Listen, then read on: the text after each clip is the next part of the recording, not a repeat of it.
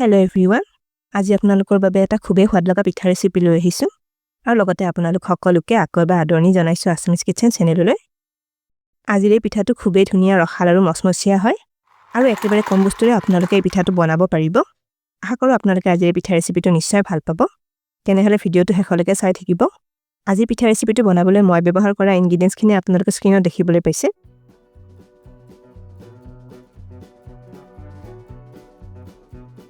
এয়া কেৰাহী এটাত প্ৰথমতে 2 কাপতকৈ অলপ বেছি পানী দি লম। এতিয়া পানীখিনিত অকণমান নিমখ দি ললো। এই পানীখিনি এতিয়া উতলি আহিব দিম। এয়া পানীখিনি উতলি আহিব ধৰিছে। পানীখিনিত এয়া 1.5 কাপ কেঁচা চাউলৰ পিঠাগুৰি দি লম। ইয়াতে আপোনালোকে যিকোনো ভাত খোৱা চাউলৰ পিঠাগুৰি ব্যৱহাৰ কৰিব পাৰে।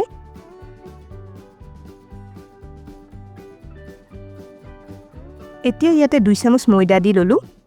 এইখিনি এতিয়া এবাৰ মিলাই দিছো।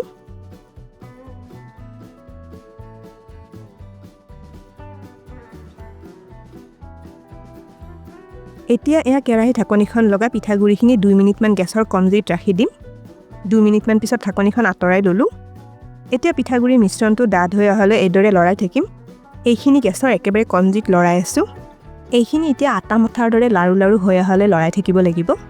এয়া দেখিছেনে মিশ্ৰণটো পানীখিনি একেবাৰে ভালদৰে শুকাই কেৰাহীৰ পৰা এৰ খাই আহিব ধৰিছে। পিঠাগুৰিখিনি ভালদৰে সিজি গৈছে। চাওক মিশ্ৰণটো এইদৰে পিঠা শেপ দিব পৰাকৈ লাৰু লাৰু বান্ধিব লাগিব। এতিয়া গেছটো অফ কৰি এইখিনি থাল এখনত উঠাই লম। পিঠাগুৰি মিশ্ৰণটো এয়া থাল এখনত উঠাই 6-7 মিনিটমান থৈ দিছিলোঁ। এইখিনি এতিয়া মুঠি লম। এয়া হাতখনত অকণমান তেল সানি লৈছোঁ। এইখিনি কিন্তু হাতেৰে চুব পৰা গৰম হৈ থাকোঁতে এবাৰ মুঠি ল'ব লাগিব।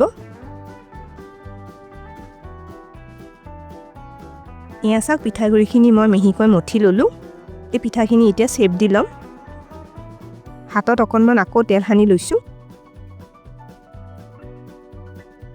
এতিয়া প্ৰথমতে পিঠাগুৰিৰ মিশ্ৰণ অলপ লৈ মুঠি মাৰি লৈছোঁ। এইখিনি দুহাতেৰে ঘূৰাই ঘূৰাই এটা লাৰুৰ দৰে কৰি লম।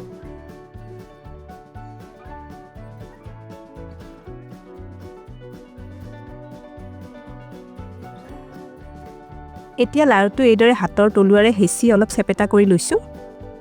এনেকৈ অলপ পাতলকৈ হেঁচি বনাই লৈছোঁ। এতিয়া পিঠাটো শেপ দিবলৈ এয়া এখন কাটা চামুচ লৈছোঁ। চামুচখনত অকণমান ৰিফাইন তেল এয়া সানি লৈছোঁ। এতিয়া পিঠাটো কাটা চামুচখনৰ ওপৰত দি এইদৰে অলপ লাহে লাহে হেঁচি দি ল'ম। এইখিনিতে এটা ৰিকুৱেষ্ট কৰিলোঁ, ভিডিঅ'টো চাই ভাল পালে লাইক আৰু শ্বেয়াৰ কৰি দিব। পিঠাটো এতিয়া এটা ফালৰ পৰা লাহে লাহে চামুচখনৰ পৰা এইদৰে এৰুৱাই ল'ম। তেল অলপ চামুচখনত সানি ল'লে পিঠাটো চামুচখনত লাগি নধৰে আৰু এৰুৱাবলৈও সুবিধা হয়। এয়া চাওক পিঠাটো এনেকৈ মই শেপ দি ল'লোঁ। এনেকৈ কাটা চামুচ এখন ব্যৱহাৰ কৰি পিঠাখিনি শেপ দিব পৰা যায় আৰু আপোনালোকে পিঠাখিনি নিজে যেনেকৈ ভাল পায় তেনেকৈ শেপ দি ল'ব পাৰে। এয়া পিঠাখিনি বনাই ল'লোঁ। এতিয়া এইখিনি ভাজিবলৈ আৰম্ভ কৰিম। এইফালে লোহাৰ সৰু কেৰাহী এটাত ৰিফাইন তেল অলপ গৰম কৰি লৈছোঁ। তেলখিনি এতিয়া অলপ ঠাণ্ডা কৰি লোৱাৰ পিছত পিঠা কেইটামান তেলত দি লম। গেছৰ জুইটো কমাই তেলখিনি অলপ ঠাণ্ডা কৰি লোৱাৰ পিছতহে কিন্তু পিঠাখিনি তেলত দি ল'ব লাগে। নহ'লে তেলখিনি গৰমে থাকোঁতে পিঠাকেইটা দি ল'লে পিঠাখিনি সোনকালে ভাজা যায়, ৰঙা পৰি যাব পাৰে। আপোনালোকৰ যিসকলে আমাৰ চেনেলটো এতিয়ালৈকে ছাবস্ক্ৰাইব কৰা নাই তেওঁলোকক আমাৰ চেনেলটো ছাবস্ক্ৰাইব কৰিবলৈ ৰিকুৱেষ্ট কৰিলোঁ আৰু কাষতে থকা বেল আইকনটো টিপি নটিফিকেশ্যন অল কৰি দিব।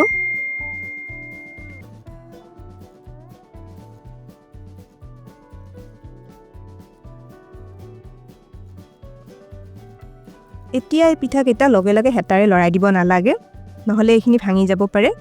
প্ৰায় 2 মিনিটমান পিঠাকেইটা এনেকৈ কম জুইত ভাজিব দিম। ইয়াতে আপোনালোকে ডাঙৰ কেৰাহী ব্যৱহাৰ কৰিলে পিঠা অলপ বেছি পৰিমাণত ভাজিব পাৰে। 2 মিনিটমান হৈ গৈছে। পিঠাকেইটা অলপ লৰাই দিছোঁ। দেখিছেনে পিঠাকেইটা অকণমান ৰঙচুৱা হৈ আহিছে। পিঠাকেইটা এতিয়া মচমচীয়া হৈ অহালৈ এইদৰে আৰু অলপ সময় ভাজি ল'ব লাগিব। এয়া পিঠাকেইটা মই প্ৰায় 5 মিনিটমান ভাজি ল'লোঁ। পিঠাখিনি ভাজা গৈ ধুনীয়া ৰঙচুৱা আৰু মচমচীয়া হৈ আহিছে। এইখিনি এতিয়া তেলৰ পৰা উঠাই ল'ম। এইখিনি গোটেইখিনি পিঠা ভাজি ল'লোঁ। পিঠাকেইটা চাওকচোন কিমান বঢ়িয়া মচমচীয়া হৈছে। পিঠাখিনিৰ কাৰণে এতিয়া গুড়ৰ চিৰাপ এটা বনাই ল'ম। এইফালে কেৰাহী এটাত 1 কাপ মিহিকৈ কাটি লোৱা গুড় দি ল'লোঁ। গুড়খিনিতে 1 কাপ পানী দি লৈছোঁ। এতিয়া গুড়খিনি গলাই অলপ ডাঠ হৈ অহালৈ কম জুইত উতলাই ল'ম। এয়া গুড়খিনি 3 মিনিটমান উতলাই ল'লোঁ। এইখিনি এতিয়া ডাঠ হৈ আহিছে। চাওক গুড়ৰ চিৰাপটো আঙুলিৰে চুই চালে এনেকুৱা অলপ আঠা আঠা হ'ব লাগে, কিন্তু ইয়াতকৈ বেছি ডাঠ হোৱালৈ উতলাই থাকিব নালাগে। এইখিনি হৈ গৈছে। এই চিৰাপটো এতিয়া গৰমে থাকোঁতে ব্যৱহাৰ কৰিম। এয়া চিৰাপখিনি গৰমে গৰমে লৈ লৈছোঁ। ভাজি লোৱা পিঠাখিনি চিৰাপখিনি দি লওঁ। পিঠাখিনি চিৰাপখিনিৰ লগত ভালদৰে এবাৰ মিলাই লৈছোঁ।